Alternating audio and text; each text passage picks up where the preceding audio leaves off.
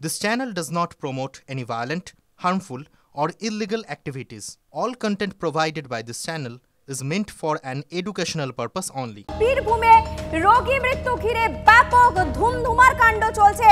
দেখাবো আপনাদের সেই ছবি, তার আগে আরো একবার জানিয়ে রাখতে চাইবো এই মুহূর্তে বীরভূমে রোগী মৃত্যু ঘিরে একেবারে ধুমধুমার কাণ্ড।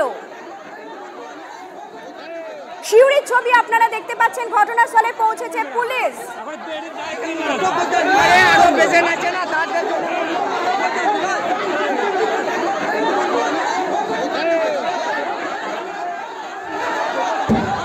আমরা সরাসরি চলে যাবো আমাদের প্রতিনিধি হিমাদ্রির কাছে। হিমাদ্রি, কি কারণে রোগী মৃত্যু, কি জানা যাচ্ছে? দেখো, একেবারে এক প্রসূতি, তিনি ভর্তি হয়েছিলেন, মামনি দলুই তার নাম, এবং তিনি হাসপাতালে বন্ধ্যাত্বকরণের অপারেশনের জন্য ভর্তি হয়েছিলেন। অপারেশনও তার হয় এবং তিনি সুস্থই ছিলেন বলে অভিযোগ পরিবারের লোকজনের। আজ সকালেও পরিবারের লোকজন তাদের সাথে কথা বলে, তখন তিনি সুস্থ ছিলেন। পরবর্তী ক্ষেত্রে যখন বাড়ির লোক ছুটি হওয়ার সময় যখন নিতে আসে, তখন তাদের অভিযোগ যে ডাক্তার তাদেরকে একটা ওষুধ দেয় এবং সেই ওষুধ খাওয়ার পর থেকেই হঠাৎ করে নাক এবং মুখ দিয়ে ব্লিডিং হতে থাকে। এরপরই ওই পশুটির মৃত্যু হয়। আর তারপরেই কিন্তু পরিবারের লোকজন ক্ষিপ্ত হয়ে ওঠে। তারা ডাক্তারের কাছে জানতে চায় যে কি এমন ওষুধ দেওয়া হলো, যেই ওষুধ খাওয়ার পরেই হঠাৎ করে তাদের পরিবারে যে মহিলা তার মৃত্যু হলো। এবং সেই মুহূর্তে কোনো সদুত্তর না পাওয়ার কারণে কিন্তু ধুমধুমার কাণ্ড বেঁধে যায় এবং হাসপাতালে যারা নিরাপত্তা রক্ষী তাদেরকেও কিন্তু বেধড়ক মারধর করা হয়েছে, এক থেকে দুজনকে, এবং তাকে বাঁচাতে গিয়ে একজন পুলিশের এএসআই তিনি আহত হয়েছেন। সব মিলিয়ে কিন্তু ধুমধুমার পরিস্থিতি তৈরি হয় সিউড়ি সদর হাসপাতালে। পরবর্তী ক্ষেত্রে সিউড়ি থানা থেকে বিশাল বাহিনী সেখানে আসে, পরিস্থিতি নিয়ন্ত্রণে আনার চেষ্টা করা হয় এবং এর পরবর্তী ক্ষেত্রে একটি বৈঠক হয় সিউড়ি সদর হাসপাতালে। প্রশাসনের লোকজন এবং হাসপাতাল কর্তৃপক্ষ তাদের এবং যারা রোগীর পরিবারে রয়েছে তাদেরকে নিয়ে, এবং কি কারণে মৃত্যু হয়েছে, কি ওষুধ দেওয়া হয়েছে, যে নিষিদ্ধ ওষুধ বা যে নিষিদ্ধ স্লাইন সেগুলি দেওয়া হয়েছে কিনা, এই সমস্ত কিন্তু খতিয়ে দেখার জন্য ফরেনসিক টিমে স্যালাইন ব্যবহার হয়েছে কিনা সেই দিকে নজর দেওয়া হচ্ছে। তার কারণ এখানেও সেই প্রসূতি মৃত্যুর অভিযোগ। এবং এই মুহূর্তে যে ছবি আপনারা দেখতে পাচ্ছেন, শিউরির ছবি দেখছেন, রোগী মৃত্যু ঘিরে একেবারে ধুমধুমার কাণ্ড। এই ঘটনায় রোগীর আত্মীয় কি বলছেন আপনাদের শোনায়। এটা মানে ভুল ট্রিটমেন্টের জন্য মারা গিয়েছে, একটা ভুল ট্যাবলেট দিয়েছিল সেই জন্যই মারা গিয়েছে। সুরজিৎ সামন্ত। এখন তুমি বলবো আমাদের ডাক্তারকে চাই, কেন এরকম করলো, কিসের জন্য? আমরা ডাক্তারের সাথে কথা বলবো। ডাক্তারকে চাই। না শুনুন, আমাদের যে মানে আমার দিদির কাছে যে স্যালাইন বা ট্রিটমেন্ট যে ট্রিটমেন্ট গুলো দেওয়া ছিল না, ওইগুলো চাই। ওগুলো কোথায়? ওগুলো তো কিছুই নাই। আমরা তো যে গেলাম সব ওগুলো হাবিজ, সমস্ত কিছু লুকিয়ে দিয়ে কেন লুকিয়ে দিয়েছে? হঠাৎ একটা ওষুধ দিলে, ওষুধ খাবার পরই বোনের অবস্থা খুব খারাপ, নাক দিকে মুখ দিকে ব্লাড ভাঙতে লেগে গেল। ডাক্তারকে জিজ্ঞেস করতে ডাক্তার আইসিইউতে ভর্তি করলো, ভর্তি করার পর একটু পরে বলছে পেশেন্ট মারা গেছে। জিজ্ঞেস করাতে ডাক্তার বলছে যে এরকম ব্যাপার, ওর হার্টের প্রবলেম ছিল। আমার কথা হচ্ছে একটা, যদি হার্টের যদি প্রবলেমই ছিল তা ওর লাইকেশন করা বা অপারেশন করার কোনো দরকার ছিল না। রোগীর আত্মীয়দের অভিযোগ আপনারা শুনলেন, ভুল ওষুধ প্রয়োগ করা হয়েছে এবং তারপরে ওই প্রসূতির মৃত্যু হয় বলে অভিযোগ।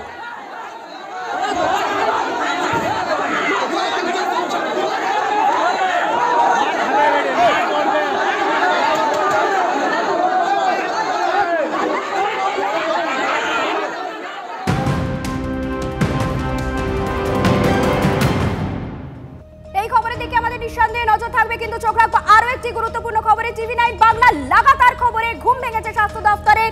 গুরুতর অসুস্থ তিন প্রসূতিকে গ্রিন করিডোর করে আনা হচ্ছে এসএসকেএমে। সেখানে রয়েছেন আমাদের প্রতিনিধি সুজয়। সুজয়, কি খবর রয়েছে?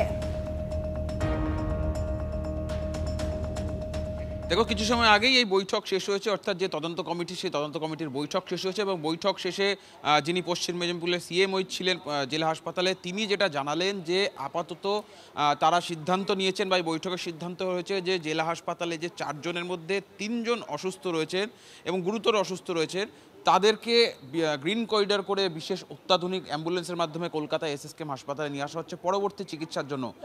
4 জন অসুস্থ ছিলেন, 4 জনের মধ্যে একজনের অবস্থা আগের থেকে ভালো হয়, তাকে আপাতত কলকাতায় আনা হচ্ছে না।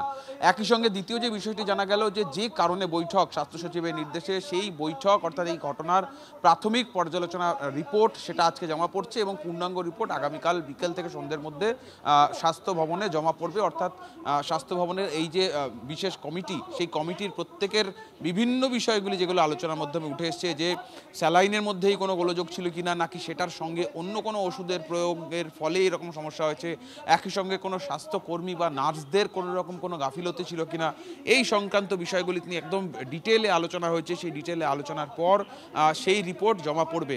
তবে সবথেকে গুরুত্বপূর্ণ যে গ্রিন করিডর করে নিয়ে আসা, যেটা যেমনটা তার কথার মাধ্যমে স্পষ্ট, যে বিকেল থেকে সন্ধ্যের মধ্যেই পশ্চিম মেদিনীপুর জেলা হাসপাতাল থেকে 3 জন রোগীকে, 3 জন প্রসূতিকে, যারা এই মুহূর্তে গুরুতর অসুস্থ, তাদেরকে কলকাতায় নিয়ে আসা হবে এবং এখানে যাতে নিয়ে আসার সঙ্গে সঙ্গে যাতে তারা পর্যাপ্ত চিকিৎসা পান সেই বন্দোবস্ত করা হবে এবং তাদেরকে আপাতত সুস্থ করা যেমন একটা মূল লক্ষ্য। এই কমিটির বৈঠকের আলোচনার মাধ্যমে যেটা উঠে এসেছে যে তাদেরকে সুস্থ করা মূল লক্ষ্য, একই সঙ্গে এই ঘটনা কেন ঘটলো সেটাও খতিয়ে দেখা হবে। তুমি আমাদের সঙ্গে থাকো। এদিকে মেদিনীপুর মেডিকেলে সিএমওইচ কি বলছেন আপনাদের শোনাই। মেরিলি কিছু না, এখনো জমা পড়েনি রিপোর্ট, কালকে সন্ধ্যের মধ্যে ফাইনাল রিপোর্ট জমা পড়বে। প্রিলিমিনারি একটা রিপোর্ট স্যারকে জমা দেওয়া হয়েছে। এখন আমরা প্রাইমারি কনসার্ন, আমাদের যে পেশেন্টগুলো খারাপ আছে ওদেরকে আমরা পিজিতে শিফট করছি উইথ গ্রিন করিডোর। হ্যাঁ, আজকে এক্ষুনি আমরা অ্যাসেস করে ওটা এএলএস অ্যাম্বুলেন্সে এমটিসিসিউ এবং অন্য মেডিকেল অফিসারদের দিয়ে আমরা গ্রিন করিডোর করে জেলা শাসকের সাথেও কথা হয়েছে, আমরা পাঠানোর জন্য। আমি তাই জন্য তাড়াতাড়ি বেরিয়ে যাচ্ছি। কোথায় নিয়ে আসছে? PG hospital. সবাইকে এখানে আমরা আরো একবার চলে যাব আমাদের প্রতিনিধি সুজয়ের কাছে। সুজয়, তাহলে এই কথা তো বলতেই হয় যে টিভি9 বাংলা যেভাবে লাগাতার প্রচার করেছে এবং সত্যকে সামনে এনেছে, তারপরেই এই বিশেষজ্ঞ কমিটির সিদ্ধান্ত তাদেরকে গ্রিন করিডোর করে নিয়ে আসা হবে। একেবারে আমরা সরাসরি একজন বক্তব্য নেওয়ার চেষ্টা করব। এখন বলা খুব মুশকিল। স্যালাইনটা কি বাইরে কোথাও থেকে আনা হয়েছিল? মানে না সেটা কিছু সেটাও আমরা জানি না, আমরা তো মেদিনীপুরের লোক নই। আপনারা কি জানালেন? আমাদের মিটিং এ আবার রিপোর্ট চলবে, এখন স্বাস্থ্যভবনের রিপোর্ট বিস্তারিত দেব, তারপরে কবে দেবেন ফাইনাল রিপোর্ট আপনারা? দেখা যাক, এখন কথা চলছে, সমানে চলছে মিটিং, একের পর এক সানডেতেও এসে মিটিং হচ্ছে। দেখা যাক বাতিল করা হবে ম্যাডাম পুরোপুরি? সেটা এখন অর্ডার আসেনি কিছু সেরকম ভাবে, দেখছি কিভাবে অর্ডার আসে সেই মতো কাজ হবে। ঠিক আছে, ঠিক। শুনতে পেলে যে বৈঠকের নির্যাস তোমাকে এক এক করে শোনানোর চেষ্টা করছি, দর্শকদের শোনানোর চেষ্টা করছি যে এই পর্যালোচনার বৈঠক যেটা আজকে হলো, সেই রিপোর্ট আগামীকাল পূর্ণাঙ্গ রিপোর্ট জমা পড়বে।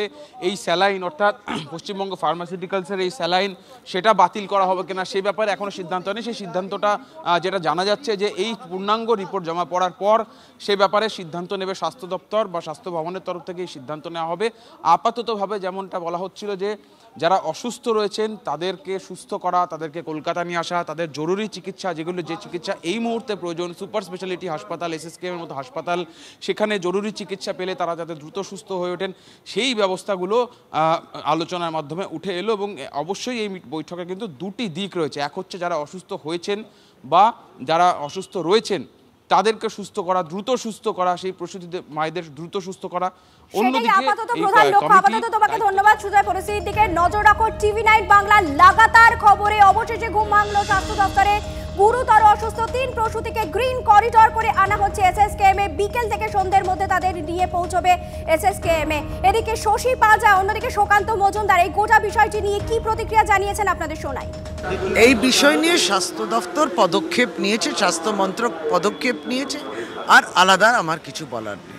নিশ্চুপ কোনো মৃত্যু কাম্য নয় এবং টিমটাও ভিজিট করছে, স্বাস্থ্য দপ্তর এই বিষয়টা পুরোপুরি দেখছে।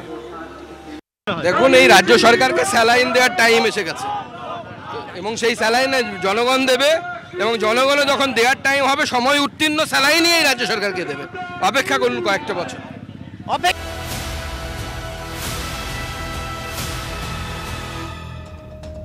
এবার একটু সীমান্তে চোখ রাখা যাক। জঙ্গি ঢোকাতে সীমান্তে লাগাতার উস্কানি দিচ্ছে ইউনিস বাহিনী।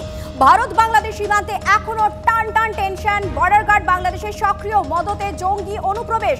আজ সকালে বাংলাদেশ থেকে ঢুকেছে 6 জঙ্গি, দাবি মালদার সুখদেবপুরের বাসিন্দাদের। বিএসএফ গ্রামবাসীদের তাড়া খেয়ে পালায় জঙ্গিরা। সীমান্তে মাটি কেটে বাংকার বানাচ্ছে বিজিবি। সুখদেবপুরের সীমান্তে অজস্র সদ্য খোঁড়া মাটির ঢিপির হদিশ পাওয়া গেছে। অনুপ্রবেশের জন্য সুড়ঙ্গ খোঁড়ার অভিযোগ গ্রামবাসীদের। বিএসএফ বিজিবি ফ্ল্যাগ মিটিংয়েও মেলেনি কোনো সুরাহা। আমি বলছি যে আজকে আজকে জঙ্গি 6 জন আমাদের সকালবেলা পার হয়েছে, বাংলাদেশ থেকে ইন্ডিয়া এসছে। 6 জন আজকে তাজা খবর 4টার দিকে, কিন্তু আমরা তাড়া করেছিলাম বিএসএফ এর সঙ্গে একসঙ্গে, তো ধরতে পারেনি। তো এইভাবে জঙ্গিরা যাচ্ছে, ওই জন্য আমরা তার ভাড়া করতে চাই। মানে জঙ্গি কি ঢুকিয়ে দিচ্ছে? হ্যাঁ, ঢুকিয়ে দিচ্ছে। কে? বিজেপি? বিজেপি আর ইউনিট সরকারের ওদের তরফ থেকে পুরো পাওয়ার দেওয়া আছে বিজেপিকে। হ্যাঁ, আর ওরা কি করছে? জঙ্গি ঢুকিয়ে দিচ্ছে। তারপরে 2 নম্বরে টাকা, এই 2 নম্বরে টাকা, জাল টাকা পাস করাচ্ছে আর আমাদের ভারতে ছড়িয়ে দিচ্ছে।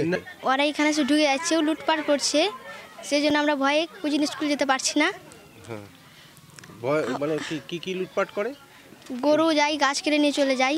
গরু তুলে নিয়ে চলে যাচ্ছে? হ্যাঁ, গাছ কেটে নিয়ে চলে যাই। আমাদের গরু নিয়ে যায়, গাছও কাটে, ও হামলাও চালায়। লুটপাট করে? লুটপাট করে।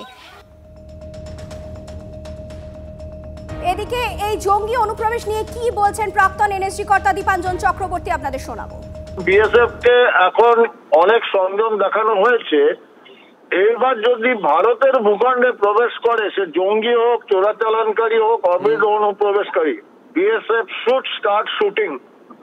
কিছু লোককে মাটিতে না ফেললে এই চোরাচালানকারীরা আমাদের সংযমকে দুর্বলতা ভাববে।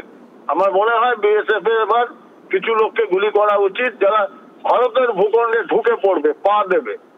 পা দেওয়ার চেষ্টা করছে নয়, পা দেওয়ার পরে শুট দেব। এদিকে এই সুখদেবপুরের ওপারে বাংলাদেশের চাঁপাইনবাবগঞ্জ, এপারে মালদা সুখদেবপুর, মাঝে অনেকটা অংশে নেই কোনো কাঁটাতার। অভিযোগ, সেই সুযোগ নিয়ে আজ সকালে বাংলায় ঢুকে পড়ে 6 জঙ্গি। পরে বিএসএফ গ্রামবাসীদের তাড়া খেয়ে পালালেও এরপর কি হবে? আবার যদি আসে, এবার যদি বড় কোনো ক্ষতি করার চেষ্টা করে তখন কি হবে? বড় কোনো অঘটন ঘটলে কি হবে? সেই চিন্তাই এখন ভাবাচ্ছে মালদার সুখদেবপুরের বাসিন্দাদের। আমি দাঁড়িয়ে আছি সুখদেবপুর উচ্চ বিদ্যালয়ে। এই বিদ্যালয়ের ছাদ থেকে, এমনকি খোলা জানলা থেকেও দেখা যায় ভারত বাংলাদেশ সীমান্ত। আর সেই সীমান্ত যেখানে কোনো কাঁটাতার নেই, প্রায় 1.5 কিলোমিটার এলাকা কোনো কাঁটাতার নেই। খুব স্বাভাবিকভাবেই এই স্কুলের ছাত্রছাত্রী থেকে শুরু করে শিক্ষক শিক্ষিকা সকলেই আতঙ্কিত, কারণ নিয়মিতই ওপার থেকে, যেহেতু ওপারে চাঁপাইনবাবগঞ্জ রয়েছে, সেখান থেকে অনুপ্রবেশকারীরা এখানে চলে আসে এবং টার্গেট করে এই স্কুলটাকে। এবং ইতিমধ্যেই গ্রামবাসীরা অভিযোগ করছেন 6 জন বাংলাদেশি তারা এই স্কুলেই ঢোকার চেষ্টা করেছিল। গ্রামবাসীরা তাড়া করে, বিএসএফ তাড়া করে, তাদেরকে কোনো ক্রমে ভাগিয়ে দেয়। গ্রামবাসীরা বিস্ফোরক অভিযোগ করছেন সেই 6 জন নাকি কোনো জঙ্গি সংগঠনের সদস্য। শুধু সেই অনুপ্রবেশকারীরাই নয়, নিয়মিতভাবেই বাংলাদেশ থেকে দুষ্কৃতীরা এপারে আসে এই স্কুলে, অথবা এই স্কুলের আশেপাশে যে সমস্ত এলাকা রয়েছে সেখানে চুরি করে, লুট করে, এখান থেকে গরু লুট করে নিয়ে যায় এবং সীমান্তের পাশে যে সমস্ত আম গাছ রয়েছে সেই আম গাছ কেটে নিয়ে চলে যাচ্ছে। ফসল তো লুট করছেই। খুব স্বাভাবিকভাবেই এই স্কুল এখন চালানো সমস্যা হয়ে দাঁড়িয়েছে গত কয়েকদিন ধরেই।